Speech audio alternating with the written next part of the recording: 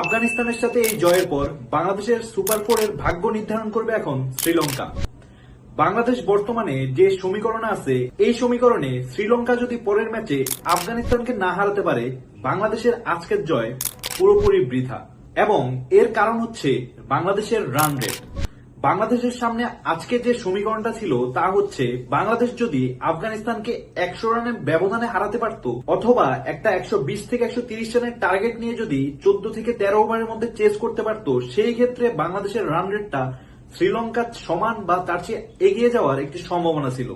তবে বাংলাদেশ আজকে যেভাবে ম্যাচ জিতেছে, এইভাবে ম্যাচ জিতে পরবর্তীতে যদি আফগানিস্তান শ্রীলঙ্কার সাথে জিতে যায়, তখন বাংলাদেশের আর কোনো সুযোগ নেই সুপার ফোরে খেলার। যাই হোক, বাংলাদেশের আজকের ম্যাচটা নিয়ে যদি বলি, বাংলাদেশ আজকের ম্যাচে টিম ওয়ার্ক করছে। ব্যাটিং এ আমরা যতটুকু স্টার্টিং যেভাবে পাইছিলাম, ফিনিশিংটা ঠিক সেভাবে পাইনি।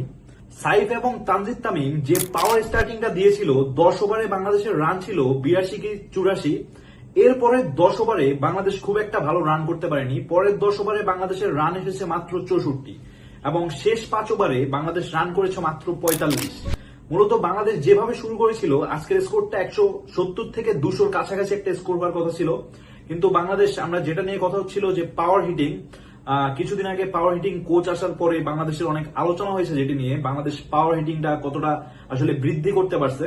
মূলত এই এশিয়া কাপেই অনেকটা সেটা খোলাসা হয়ে গেছে। আসলে পাওয়ার হিটিংটা মূলত বাংলাদেশের মাটিতে করেছে, এর বাইরে আমরা এশিয়া কাপে এখন পর্যন্ত বাংলাদেশের পাওয়ার হিটিং এর তেমন ঝলক দেখতে পাইনি।